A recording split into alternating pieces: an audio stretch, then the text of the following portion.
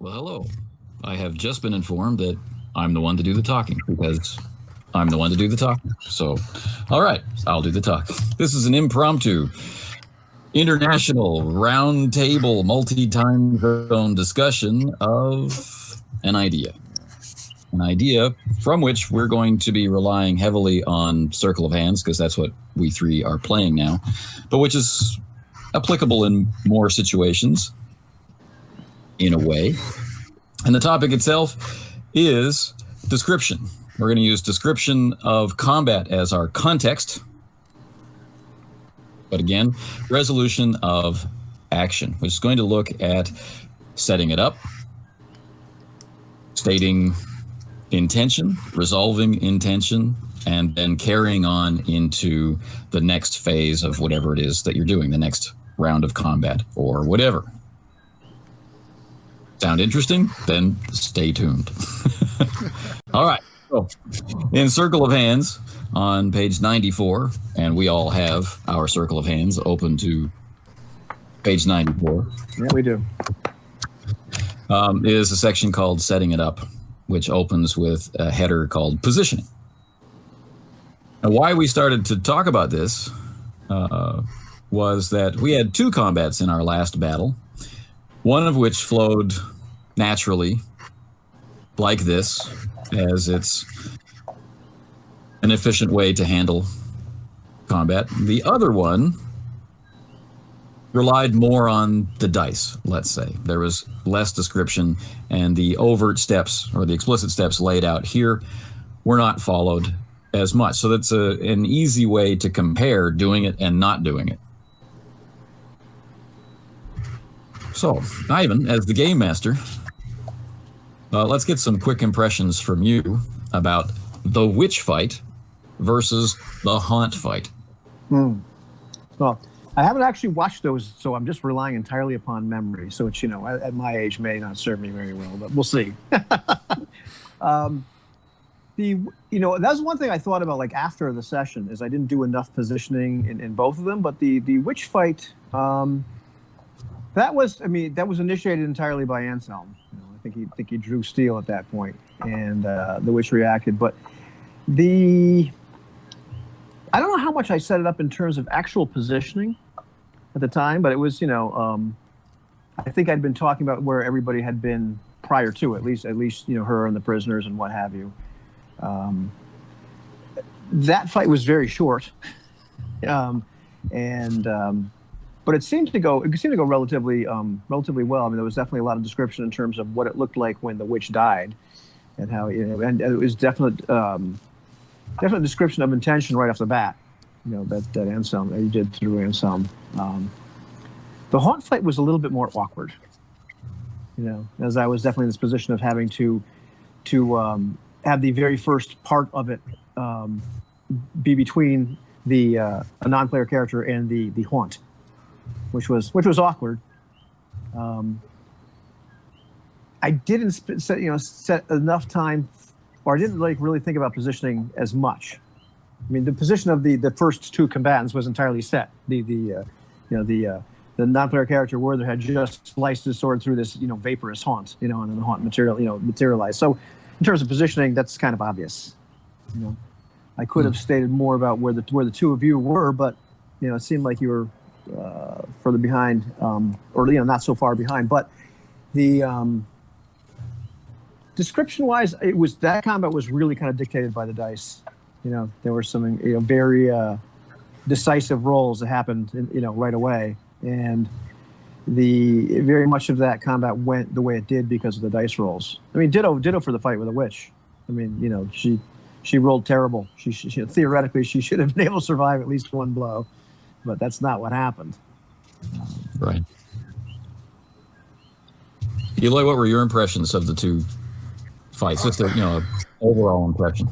Yeah, I think there was description, of the passes themselves, and perhaps the step that we sort of skipped is the book calls out the initial positioning as something that the GM has to do. Now, in these games, I I think, Circle of Hands is correct. In most games, your combat will benefit from adding fiction to the mechanics, right? So it is very important that you narrate what's going on. Now, what he specifically calls out as the GM's duty, right? What he has to do at the start of combat is, as soon as combat is imminent, he has to stop for a moment and explicitly call out the positioning. I think this is very important for, it gives him absolute purview of what the initial positioning is. It does charge him to use context, right? Because the scene has been previously described, and what the players are doing is being described, the verbal interactions, whatever it is. But then he asks you to stop and say, you are here, the enemy is here, your friend is here, the NPC is there. And I think it helps a lot because the fictional positioning will limit your options, right? So it will... part of the difficulty of narrating some things is, the blank page problem. How do I start? What do I narrate?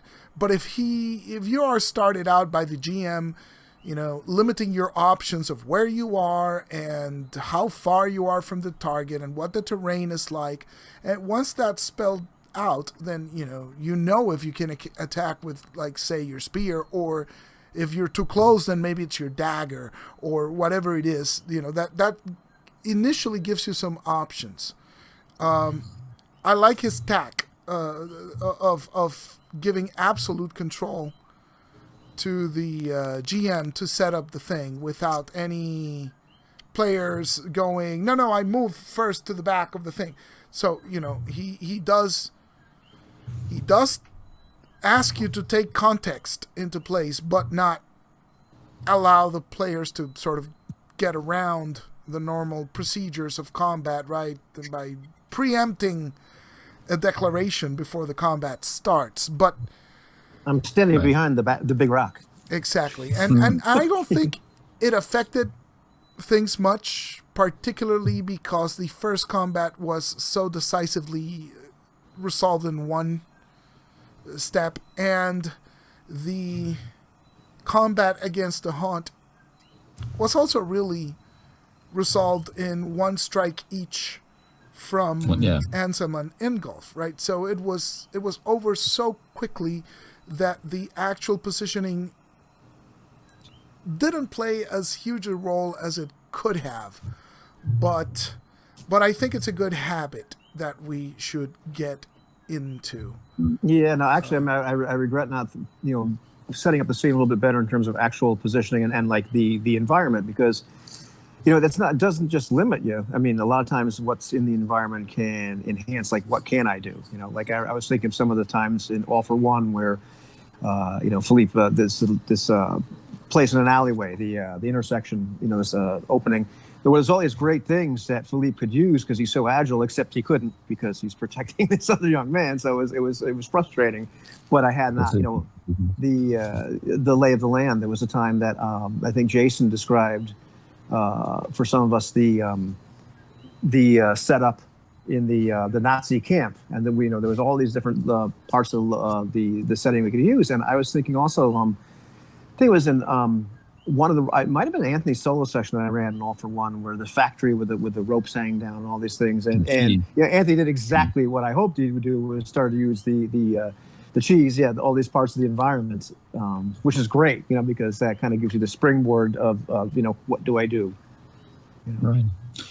To dovetail on this, like in different games, we're going to have different procedures, right? So in Circle of Hands, it expressly calls out the game master must determine what the initial position is. They have to take into account what has already been said, but it's the game master who says, okay, at the point where combat starts, this is where everybody is in relation to what's around you. So it's clear. So this is like playing with maps and miniatures, where the map is already out, the miniatures are already in place, and combat starts. So that there's no jockeying for position. As compared to, we only use the maps and the miniatures when there's a combat. Combat starts, we put the mat down, we sketch the area, and then miniatures are placed. Right? Which is people trying to gain advantage. In a sense, but he does call out the moment of stop. You know, we go into combat, I attack, and then stop. So in a sense, it's like laying down the map and saying, you are here, you are there, I am here, the NPC is there, right? Right, this is the third option, right? This is the game master laying out the map for everybody. It's just that it spells out that it's the game master is the sole arbiter of that. And honestly, I think this is a default thing for most games. It just skips the bargaining step where each player starts going, wait, can I just go back to the rock and grab my spear before the combat starts? And the GM is going to have to make individual calls for everybody, right? So he's just skipping the step. He's saying combat, anger, denial, negotiations. Exactly. He's just cutting to the chase. It's like, don't even bother, negotiating and jockeying for position.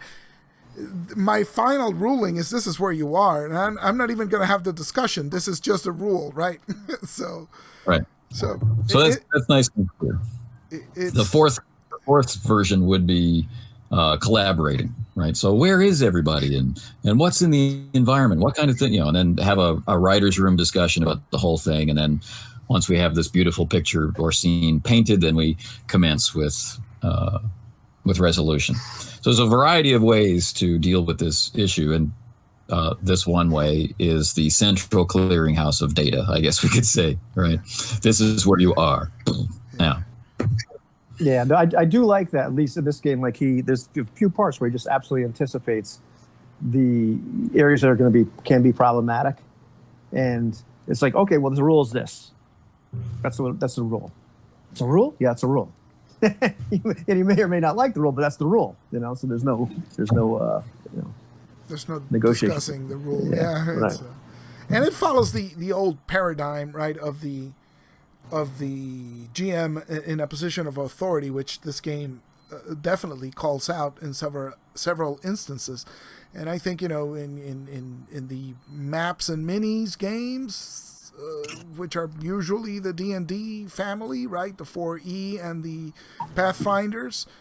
There might be some element of tell me where your character was at, but there's also a style of saying, well, the monster's here and you are here. And, move your mini over here because that's where you are. And so he just takes that authorial thing and saves you a few minutes, I think, of discussion. Right. The game master is given in these rules the authority that the map has. Correct. Right. The grid has. Everyone can see where you are. Well, in this game, we're not going to use maps and miniatures because we want to have that focus on description. So we have to give that kind of final say to somebody. In this game, it's the game master. So I think that's pretty slick. It also calls out that this is entirely out of character. Right? This state, it's stop. This is, the voice of God doesn't come down from the heavens and lo, you are by the haystack. It's pause. This is where everybody is, right? And then we hit play and resume with the dice rolling and the. Which is, again, is super important. He's drawing the map in everybody's imagination, right? So that's setting the conditions for the rest of the fight, which is vital for the description to sing, I think. That's a first step. Yeah. Right. Now, he does call out in a different part of the text using maps for important locations, right? He does, yeah. He doesn't like lay a requirement on game masters to have the entire region mapped out, recognizing that a fight or a clash could break out anywhere at any time, right? But there are places that are more likely than others, or places where you might hope. Gee, I really hope, like in Venture Number 2, in the dining hall of of the garrison, right? I really hope a fight breaks out there because we have a map of it.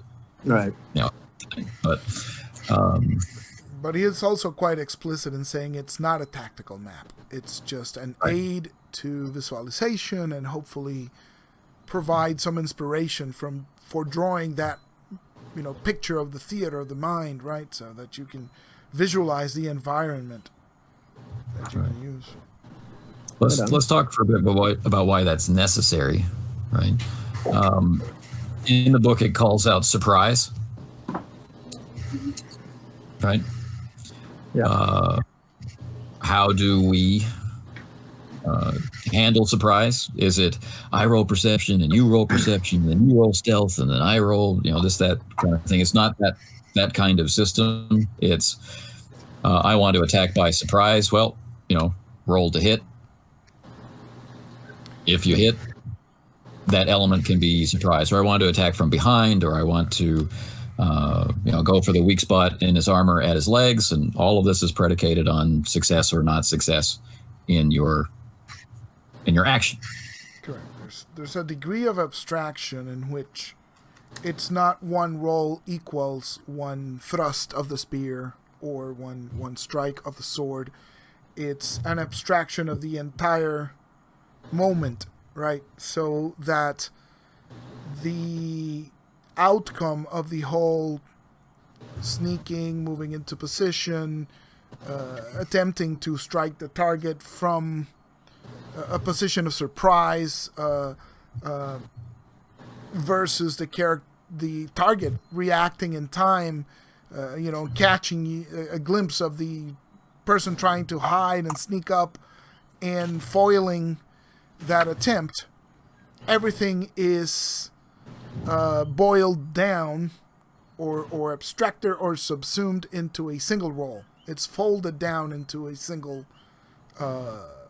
mechanism, which is the clash, right? The attack per se.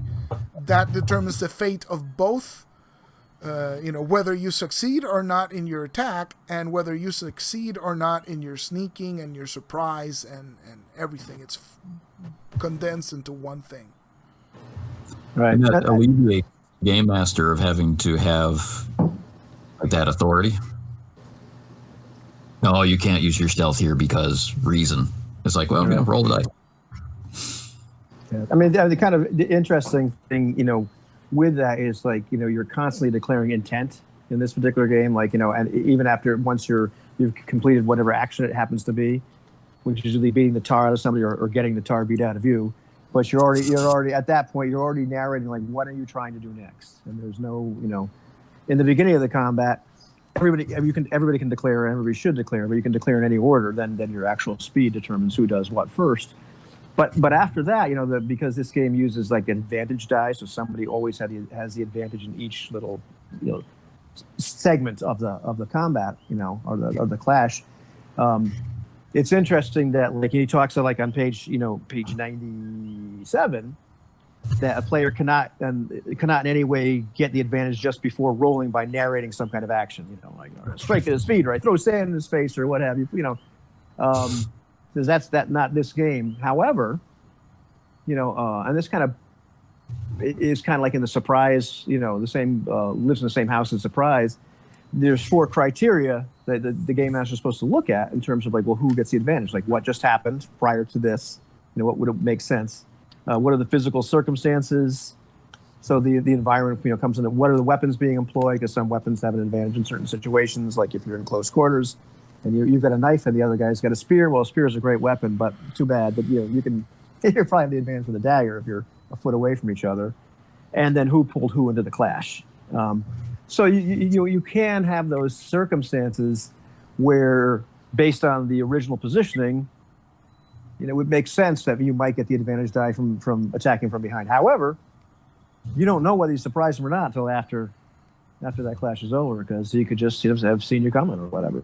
But there's always this. It's kind of funny because there's a certain amount of premature imagination in this game. I'm trying to do this. Mm-hmm. I mean, Well, you declare intention. Right? Modify the language. Right, exactly. But then after the results, then there's a lot of narration that happens afterwards.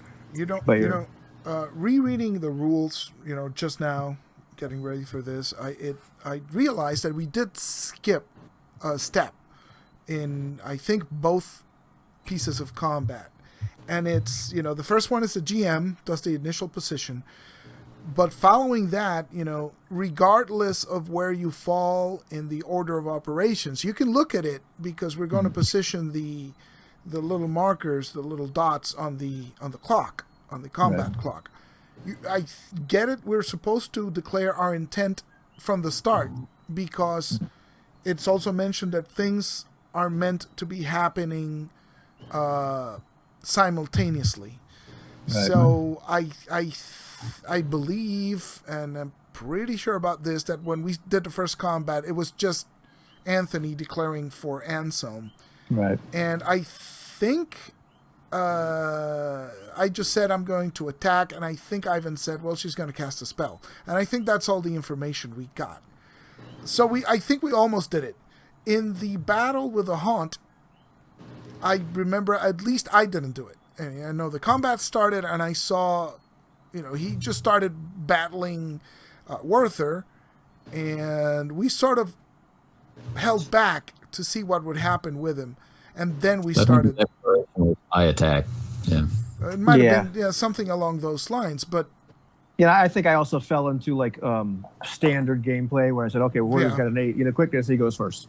Exactly, but then it means that as part of the initial positioning, then it should have been along the lines of, I pull my flail and I'm gonna attempt an overhead strike at the creature's head, for example, and Anthony is going, well, I'm drawing my spear and I'm gonna thrust at him as soon as I spot an opening, because Werther is in front of him, so I'm gonna try and move to the side and try to skewer him, as initial positioning, as declaration of intent.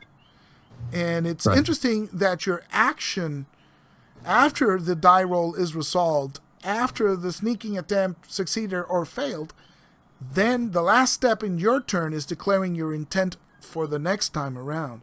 So as to provide more information for the rest of the players to work with, and to maintain that feeling of it's all simultaneous, right? So I just thrust with my spear, and maybe I'm taking a step back, and then I'm going to thrust again, right? Or whatever it may be. But right, and you're not held to that action. Exactly.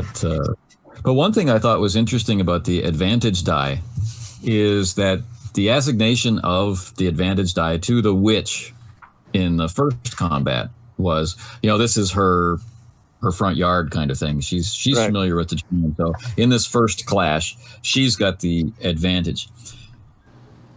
We did not expressly state where Anselm was standing, where Feist was standing, where Ivo or Ingolf was standing. We don't have any of that information stated, although I'm sure each of us imagined it, right? But just saying she has the advantage because she's familiar with the terrain gave me information. Now, it's information that only mattered to me as the player, right? It didn't bloom in other people's imaginations the same way, I'm sure, but that meant there was some distance between us, right? Anselm had to close the distance, and she's not going to stand there saying, spear me, right? She'd be intentionally using the terrain to her advantage. That's what that told me. Right. And Anselm has to close in with his spear, and there could be roots or tree stumps or whatever. Gopher holes is the example that's used in the book, but right, she's putting those between us. It didn't turn out to matter. It did not, yeah.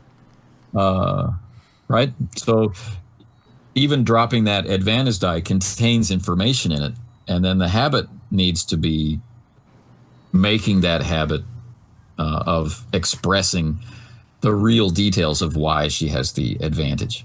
And that's not going to be easy, right? She has the advantage because reason. You have the advantage because your spear is longer. You've got the advantage because you're using a bow. You've got the advantage because you're falling from above, you know.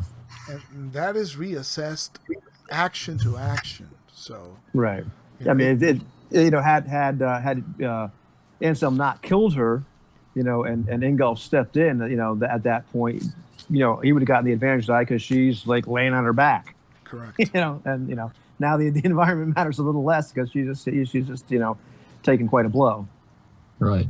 And he's the second attack. There's 2-on-1. There's all kinds of circumstances. Yeah. But it also serves as direction, right? So the fact that you narrated tripping her and making her fall means that, like the stealth roll, your attack roll also folded in the narrative right for you to declare that you knock her down, right? Had you missed your roll, had your roll been evaded, then you couldn't have declared, I trip her up and she's on her back now, right? So again, we have the process of distilling everything down into a single roll to determine the outcome, how the action is executed from conception to outcome itself, because it would have affected your stealth roll had you declared making one, but it also would have affected how able you were to change her position at the end, to put it at this disadvantageous position and thus shift the advantage to whoever moved next, right? So that's another interesting phenomenon. So that tunnel vision of just one roll, I mean, there's so many examples out there of even the most abstract systems with like a 1 minute, combat turn, and people make one roll to express all the things that happen in that lengthy period of time. I punch, I hit him, kind of stuff, and it's a very tense and drawn out kind of Captain Kirk and the Gorn circling each other kind of moment. It's right. for that one discrete, violent action instead of all the things that you're doing inside that turn. It's difficult for people to get in Star Wars. It's difficult for people to get in a host of games. And then, the smaller the turn is, the closer it's pushing you into one roll equals one thing. It's interesting how that evolved over the years. I mean, I think it's natural to a degree to see one roll, one thing, right? So it's sort of natural. It's not correct, but it's your mind goes to one roll. It must be one sword stroke, right? And it's interesting to note how the duration of those round lengths changed over the years, right? With different iterations of like D&D as the oldest system, right? So it started out with 6-second attack rounds, so it was one hit, one sword stroke, and then it changed in AD&D to 1 minute. So you were expected to narrate a complex exchange lasting an entire minute, and then have one chance at striking a telling blow. So maybe your sword was parried 50 times, and then at the last second you managed to land in a good blow. It just, I don't, again, one roll, one action, I think it just never caught on. But I do 5 points of damage, man. Right. And then it could also result in, depending on your system, if it's gonna take a while to kill that enemy, maybe you don't want to spend a real time minute describing each round, because we'll never get out of here. Well, an interesting tangent is that I found that in systems where your health is represented by a much smaller pool of whatever numerical things it is, that really enhances the ability to narrate, because if you're playing this war of attrition, mm-hmm. And it is. I mean, even though I harp on this when I talk about the games I grew up with, where it's your mojo and your luck wearing down. That's tough to do over a long period of time. But when you're really taking a significant part of your health is just been compromised, it's a lot easier to narrate what that looks like. It may not be a mortal blow yet, but still, you're getting the crap beaten out of you. You got something going on, and it's easy to narrate, like what it looks like. How did that happen? The whole, cut and thrust, and whatever, musket ball to the side, whatever happens. Yeah, or it can be detailed, like in a D100 system. Like if we look at Mithras or something like that. You have explicitly you're paying an action point. You're taking one of your 1, 2, or 3 actions in this elastic period of time to do this precise thing. And I'm separating, or I'm closing, or I'm attacking. There's a hit location given to you, right? So you can operate from total freedom, or you can operate within very defined limits to accomplish the same thing. And but usually it's you or the game master, or you and the game master, that are doing the description. What your thrust looks like, or they describe the effect, the visible effect on the NPC. They reel back with blood fountaining out of somewhere, and you think, I got him in the arm, or whatever. In this game, that's not necessarily true, it seems, right? Right. I mean, in the text, and then talking with the author itself, because I was asking, we were talking about like the, to be technical, the outcome authority lying with the dice, like that they tell you what happened, but then descriptively, what does that look like? And he, the text kind of, you have to look around, but you find it, and he was talking about the idea that like just people start shouting. And like whoever says what it looks like first wins, or Interesting. So it doesn't even have to be one of the players that was involved in the clash necessarily. That's interesting, but it does call out the outcome being based on the dice roll. So it's right. it's what we said before, right? Yeah. Success means that you get to reposition the other guy, basically, right? You get to whatever it is that you were trying to do succeeds, which is always a good metric, right? It's clear. It's you want the witch on her back, unable to move. Well, you got it, right? Because as long as you can describe it, you can. Right, but once that's kind of done, then you kind of narrate, based on the intent. And the amount of damage or whatever happens. It's interesting that he calls out that the player characters are plot immune from getting maimed right off the bat. Not so the non-player characters. But so you could describe more of the spear sticking in the haunch or whatever. But with player characters, until the fight's over, if you're not haven't been brought to below 0 or 0, then it sure felt like your arm was broken, but after the fight you realize it just hurts really bad, and all that sort of stuff. Kind of nice to bring in a new palette of vocabulary, like talking about numbing pain, talking about the vibration, talking about the lag and reaction and right. stuff. Impact, getting your wind knocked out, the breath knocked out.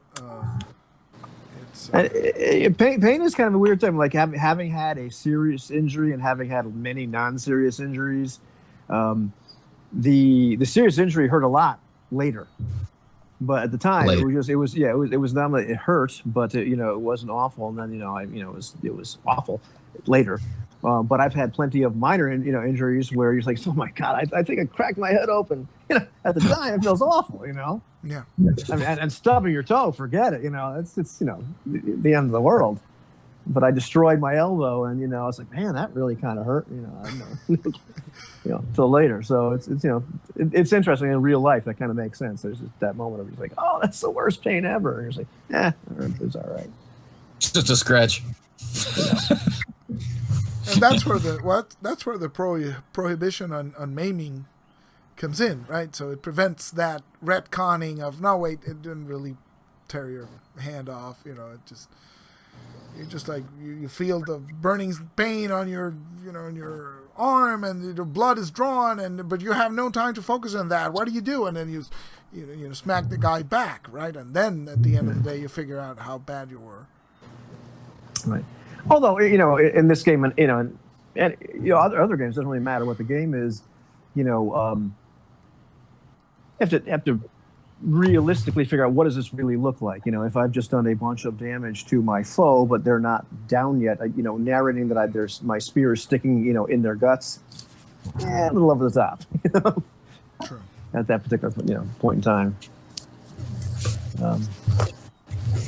Depends, to each their own. But narrating what that whole scene looks like, especially if it's the kill has been confirmed.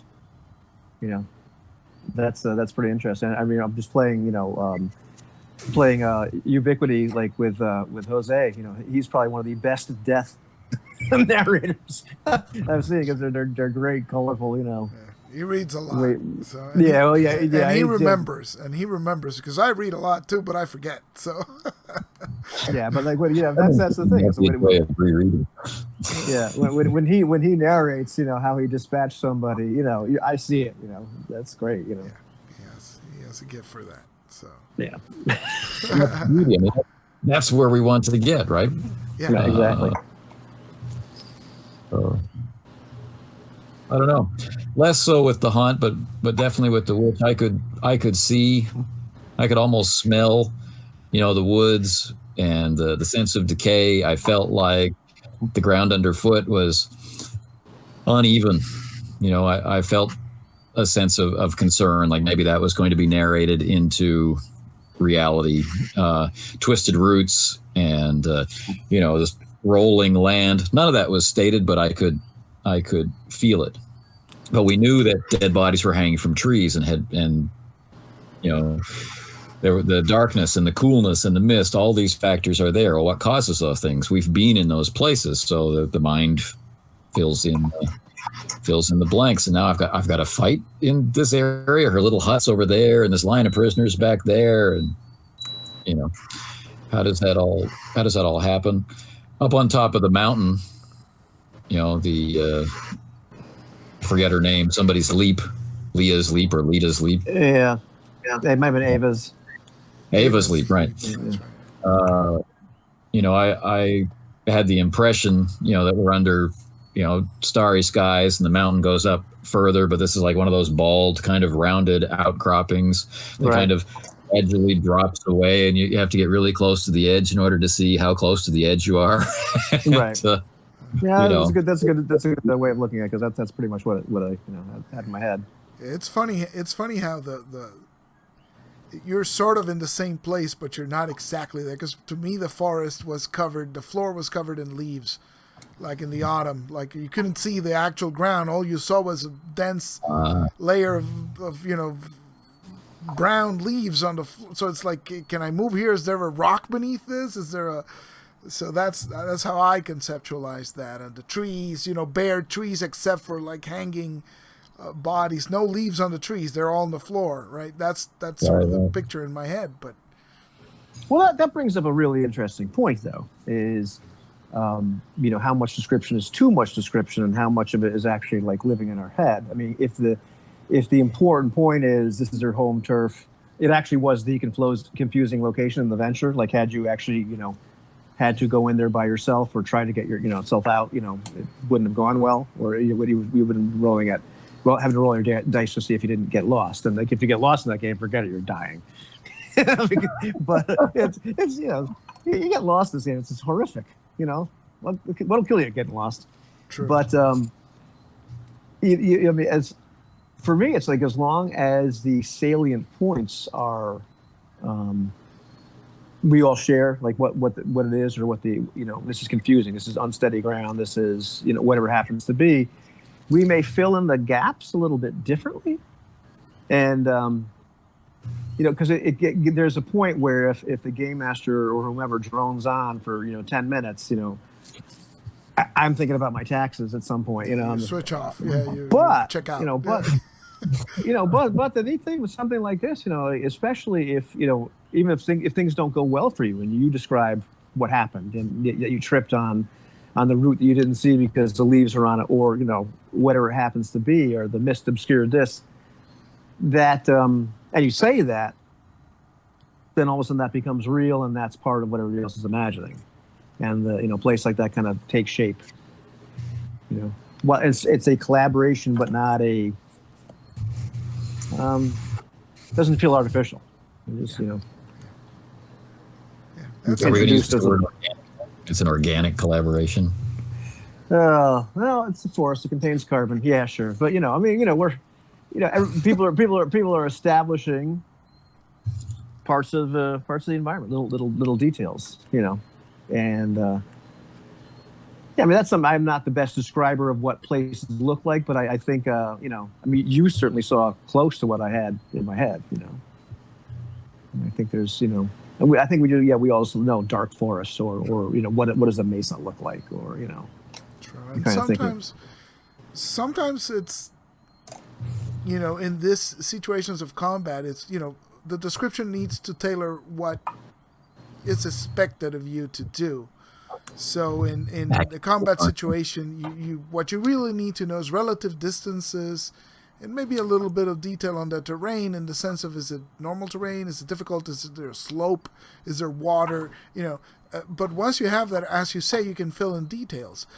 If on the other hand you're expected to do other things like explore a place, then that's when you need to provide more detailed locations, right? So, and also contingent upon the genre of the game. I'm thinking of our Quantum Black recent games where you guys are exploring a house, and so I feel the need to, in the absence of an actual map that you can see, then I have to provide a basis for the picture in your mind's eye, so there's 2 floors, and then it's an open courtyard, and there's a big double doors at the end, and so that may in some sense direct your actions to you have options now. What do you want to do?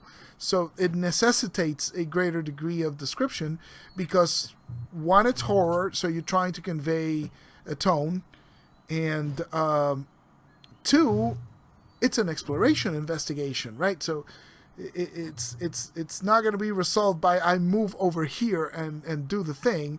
It's part of that, but you move with a purpose, with a I want to see that because that's the thing that drew my attention, and I think that is a place worth investigating. So it's a different.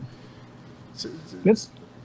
It's funny though, because you didn't say very much about that place. You told more about like where things are, and it looked like some kind of mutated version of The Shining in my head.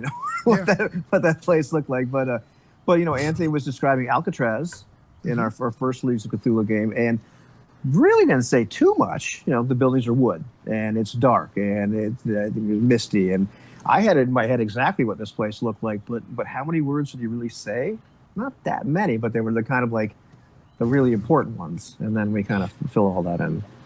But I did preload imaginations by posting period photographs of Alcatraz. You did, yeah. At the time, like the day before, I put up a shot of the island from the harbor, and you were going to be approached from that angle, and I put the map of the Civil War era fort version of Alcatraz from a few years before, and so that there was a framework in place for me to be sparse with description. Although I'd promptly forgotten what those looked like, but yeah, it still worked. But it was, I remember distinctly like one getting off the boat and we're led down this corridor. And so the description of the corridor served two purposes. First, it gave me a feeling of claustrophobia, right, and which goes with the horror, but also it limited my options. I can't escape through either side because it's a corridor and it's enclosed, and it's, there's only one choice: go forward or go back, and back is the ocean because the boat left. So it's some details that pertain to options, right? What can you do, and how much information do you need to make a decision, other than saying, we just go wherever, because that's there's a balance there. It's very right. Yeah. I don't know. Something. I mean, I was just thinking though. I was thinking about all those games, and we were narrating combat in all these cases, but the for the most part they got narrated in such a way that was like genre appropriate, like the combat in the Leagues of Cthulhu game with the fish people. Sorry, but with the deep ones, that one was that was my favorite game of deep ones I've heard. I've just read other modules which are like, oh my god, this is boring. Yeah. But that combat felt like really scary and really desperate, and even though it was Ubiquity, it's just the way it was described, and how the creatures were not really getting that injured and what have you, and how much damage people were taking and people running. That felt very desperate. When we played the Leagues of Cthulhu and we had the fight against the pirates on the ship, that felt very lighthearted and cinematic. Like, I mean, I could hear the music, the little violin, not violence, but just ship combat music. Something out of the 40s or something. Yeah, and the combats in Circle of Hands, the descriptions there, they felt, even though they were short, they felt brutal. That reminds me, in the Leagues game, we did have a little bit of like a false start when the combat started out, because I don't think we may have had different pictures of what the boat looked like. And we resolved those quickly, but there was a momentary hesitation of, are we on the same deck as them? Are we on a second deck? Oh, yeah. Can we see down? Is there a balcony? And so there was a moment of hesitation, possibly because it's such a different environment, right? It's a clearing and a wood is easy to visualize, right? Or a mountain, a hill, a bare hill, where the executions would take place. It's easier to picture than a specific type of boat, right? And it's like, my God, there's a bunch of boats. Which one is it? Yeah. Is it like a steamer where I can look down from one deck to the next? Is it like a tanker? Is it so? That's, I had no map of the boat, and when somebody says, "Well, is there an upper deck?" I'm thinking, "Well, this is Ubiquity," and instead of like, "Hell yeah, there is." Yeah. So Yeah, that's what I wanted to say. I mean, you've two choices, right? Somebody can step forward, like the map can show you yes or no. The game master can say, "You are here and they are there," or you can do the "where you want to be." Yeah, that's true. Approach, and each one's going to have a different feel. Each one's going to exist in a different point of view, right? Player point of view, character point of view, right? Narrator point of view, first person, third. And it varies with system, right? Depending on the system that you're using. Some are very cooperative. Some are more traditional, GM authority as locus of authority for narration. So it will depend on the system. And the amount of information the system is putting into people's hands to deal with. I mean, there are some systems that are so complicated, the most efficient and maybe fun way to deal with them is purely out of character. Right. Where there are other systems that are giving you adjectives, or they're giving you descriptive phrases instead of numbers, or instead of process, look at the chart and scan over to this column and scan down to this thing, right? They're giving you information that you can just say and turn into narration. And so it's easier to be, I swing from the chandelier and crash through the window and drop down on top of the Cardinal's Guard, rather than, I successfully break through the window, I survive the fall, and I do 8 points of damage to the cardinal's head. So maybe my character crashes through the window, but retains control and lands on top of the cardinal's guard, and we go sprawling across the floor. Right? There's different ways to achieve the same result, which will have a different feel and different speed and different effort. And right, and sometimes you don't get enough information, like we found out in playing Uncharted Worlds, where it's like, okay, you win. Yeah. It's like, and like, okay, what does it look like? Please entertain me now for the next 3 minutes. Well, What does it look like? Well, I won. That was a good part. Yeah. And so, I shot him. Yeah. And yeah, and that type of game is where the fictional positioning would come in most handy, right? How many people Right. are there? Where are you when you start? What are your limitations here? And but it Because seems there are to lots me, of players who could give us the Mos Eisley, not Mos Eisley, the Bespin Cloud City escape scene, right? With all those hallways, and they have to get to the Falcon from deep inside the city, right? Okay, you win, meaning you will successfully get to the Falcon. What does that look like, right? And they could just describe that running battle with stormtroopers and C-3PO and R2-D2 arguing, and the whole 9 yards. yeah, it's definitely doable. It's a thing that you see in most modern game design, I would think. Or I don't want to even maybe generalize like that, but there's a school of games which do levels of abstraction, right? Where you can abstract whole sequences into a single role, like Circle of Hands is abstracting a bunch of actions before and after the attack per se, into a period of time, and it's boiled down to one roll. So it's more abstract as opposed to like Mithras, where each thrust has to check the armor and the hit location, and so one roll is one attack, and your narration is basically how you hit the limb and how the armor just bounces off, right? And Shadowrun is like this as well. But levels of abstraction require, the more abstracted the system with a larger chunk of time, the more narration you're expected to provide. And so, maybe in Uncharted Worlds, that was a bit unfair of us to, dismiss it as too little prompting, because it is valid. It's just that combat tends to be one of those areas where you don't tend to want such a high level of abstraction that it's one and done.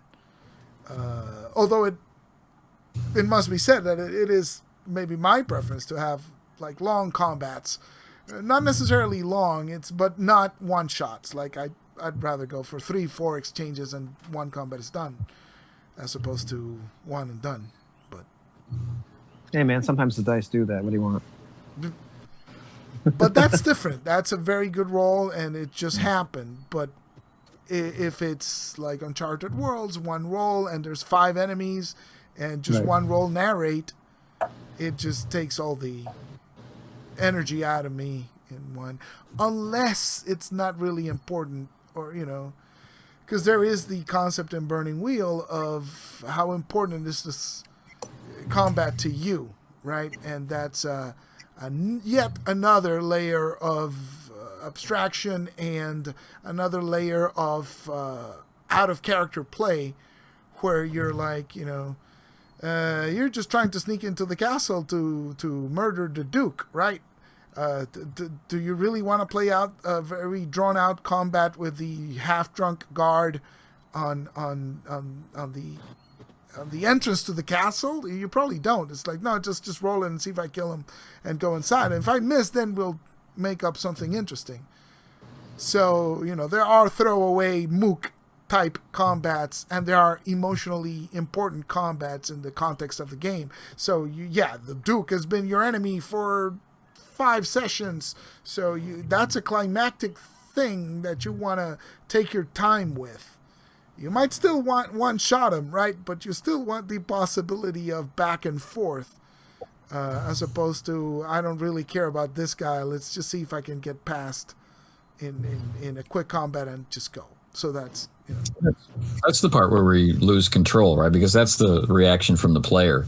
I'm not satisfied with the one roll, because I feel like the minion or mook rules in this game make the minions too weak. So I don't even want to roll that. Or I feel like I have to describe my character in glowing terms, but this is supposed to be a game about struggle, and so this disproportionate ease with which I handle this encounter makes me feel like I'm wasting my time, or any one of a whole host of emotional reactions. Or I don't feel comfortable being in the spotlight that long for this long combat.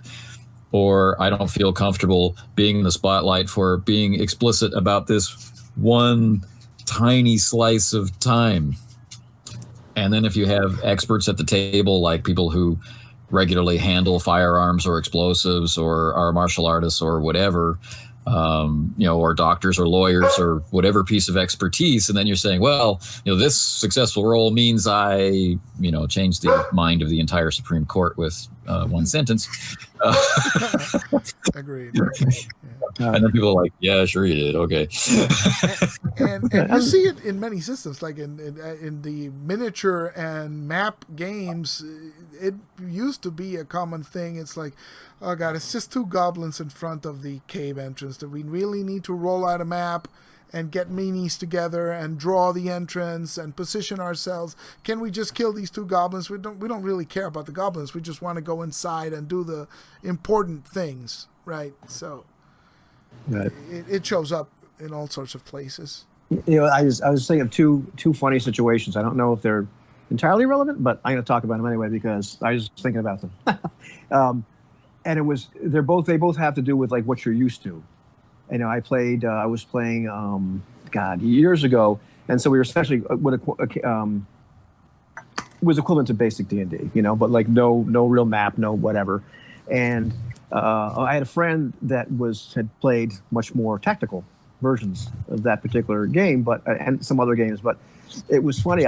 He just couldn't get away from saying, "I take a 5-foot step." And then I do this, but he's like, well, can I reach him? I said, well, go. I mean, it was something like, go ahead.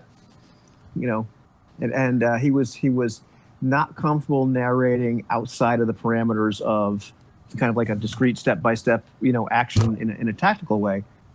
But, and I wondered about that, like, how come he's so frozen that way? But then I played with Francois, and I think it was the first time ever on a Hangouts, and we played Fudge, I think was the game system we did. It was part of his RPGS series. And I killed somebody, and he said, what does that look like?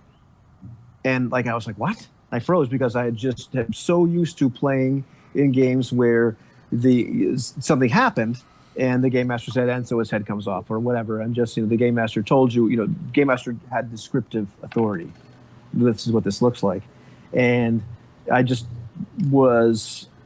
hadn't had very much experience with, okay, now Mr. Player, you tell me what your successful or your failure looked like. And it was really it took me a while to warm up to that. Not that I disliked it. It felt almost as if I was crossing boundaries. There was a big do not enter sign, and the fence had been taken down. But you still you walk over to the other side of the fence, or where the fence used to be, and you're looking around. It's like seeing if anybody sees you. It was really interesting. That I had that kind of reaction to that initially, and I've become much more comfortable with it. But my experience with those early games was that everybody did their own describing, probably because everybody was game mastering for everybody anyway. Right. So it really wasn't a social dynamic of, that guy is the DM or the GM, right? It's we all are. And that person is just doing it right now. And so people were describing for themselves. It was weird for me to read it in a rule set. And it was weird for me to see people talking about it as something that people don't do and arguing about it in text, like excuse me, like on forums and whatnot. It's really kind of interesting because because it's definitely not listed in old games. Right. Who describes what? It's not. It's absent. You made it up. You made a ruling about who was going to talk about what, and you didn't even notice that you were doing it. It's culture Right, exactly. of play. Yeah. Because when I got started, it would be the GM, right? Because you would say, I hit him for 8 points, and then the GM would look down and say, okay, that's, he got him to 0 hit points. So then the GM would narrate, yeah, you killed him and you did this, and his head comes off, like you said. And so that was the culture. And I remember distinctly the day that I was playing, and I said, well, why don't you tell me what that looks like? You killed him. Describe it. And I could see the faces in my players, and I wasn't always the GM, but all of us had been GMs to one another for some time. It's just whoever's sitting on the chair is it for today, right? So he gets to do that, and we never until we started, and then we couldn't stop, and it was like, yeah, I'll kill him. You kill him, yeah, go ahead. And so, which is great. Interesting, right? Because that's a resolve. Like the roll is done, announcements are made about the details, however the system works, like hit point reduction or whatever, right? And then there's an out of character discussion, right? I announce that the creature is dead. Now describe. Yeah. And then we're back into things. There's this distinct break when there's secret information, like the hit point total, or you successfully destroyed or didn't successfully destroy the thing, right? You decrypt the data or whatever. When there's secret information, the person who knows the secret has to be responsible for opening or keeping the gate closed to the next level of description, right? They're the door through which you pass. But how that's handled is kind of interesting. Like it could also be handled like the creature staggers, right, and goes down to its knees with blood fountaining, with a twinkle in the eye, and does the player narrate a finale, a death blow, or do they go in some other direction? It's a different experience. But that would be dictated by your culture of play, right? See, if we did it in my group originally, nobody would say anything else. They would probably think, well, it's not dead yet, so I'll attack it again. Whereas maybe in your group, somebody narrates something additionally, right? Or at least, back in the day, but nobody would want to step on the GM's toes because you didn't have the entire picture, right? Well, maybe there's something we don't know. Maybe the thing has a ring of regeneration or something, and it's just dying there, but in a minute it's going to get up again. And so you didn't want to overstep, so you waited for permission. You killed it. It's dead. Tell me how you kill it. And then it's like, oh, yeah, the thrust through the chest and whatever. But that is kind of a good point, though, as far as like the secret information, is depending on the way the system handles things like injury, it could be really hard to tell, like, Josh, how much did I really hurt it? Because it could have this giant range of health. Or you can have something, several games, like, you think of something like, PBTA is one example where they have like 5 different levels of minor wounds and, major whatever, and what have you. Or you could look at Ubiquity where really there's not a big range, even something like a very large animal. And, it still doesn't have that many more health levels. It's got, it's the ability to soak some damage and what have you, defend. But if you have this really small range and, you do a little bit of game speak and it would soak this many, but at the end of the day, how many points, this creature or foe or whatever happened to take. If you know that you've done an average of 5 or 50% of what just about anybody would have, it's a pretty significant blow. And so I think as a player, you feel a lot freer to narrate what that looks like. Because it's obvious. I just really hurt this thing pretty bad, But it's so that kind of not just transparent, but like that's much smaller. However the system actually handles injury or fatigue or everything else, if how you're able aware to. Yeah, exactly.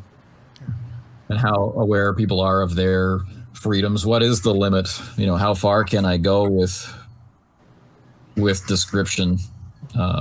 When does description actually become narration? And whatnot.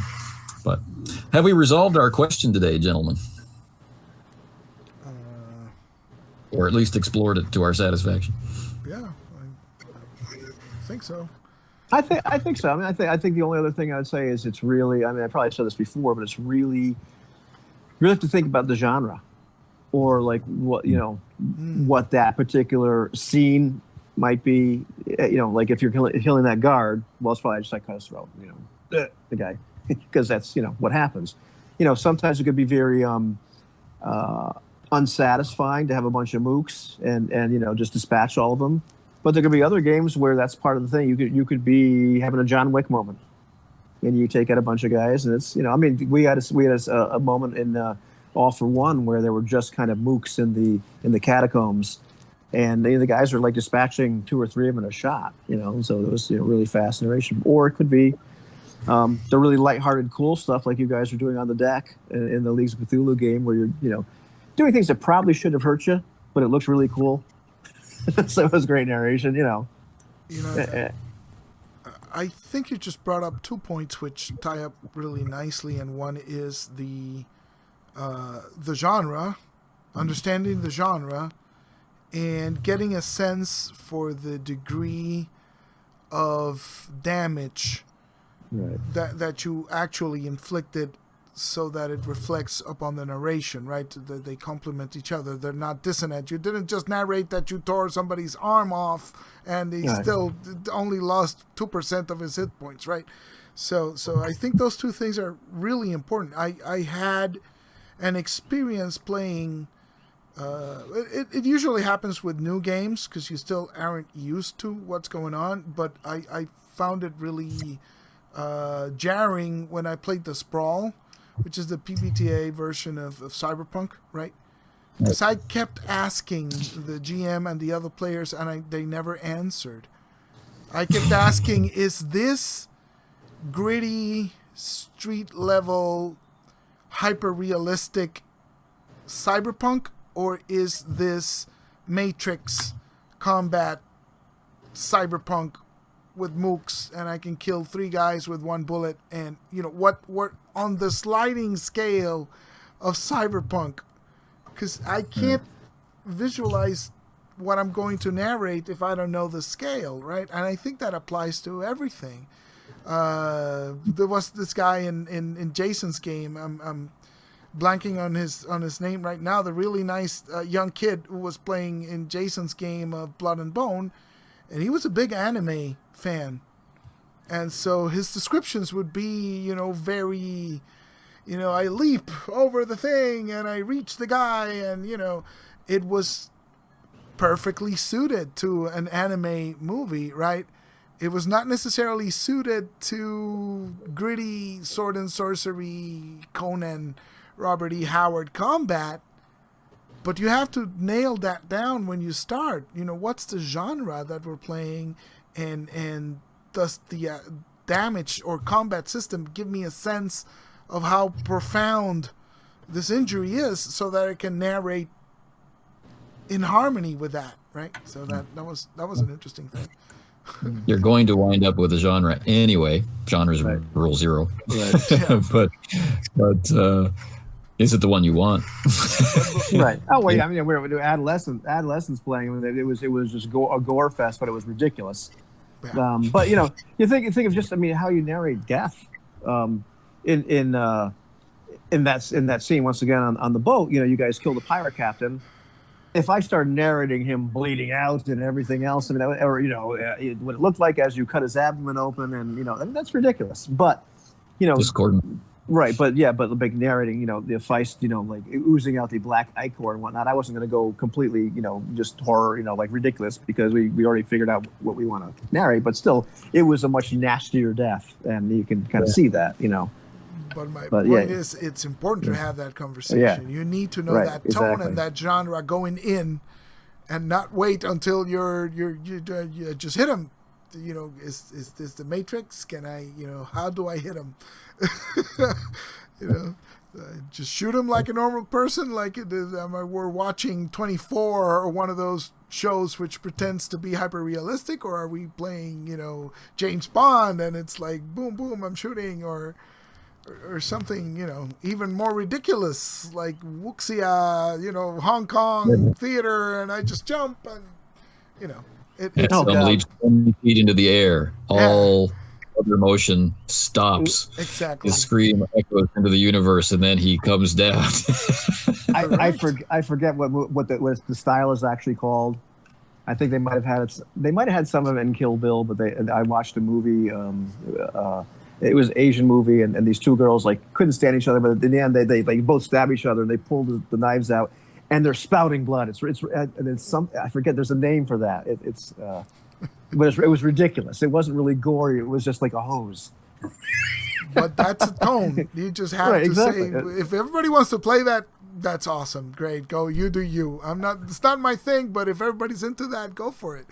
But you need to spell it out. So. Exactly. Yeah.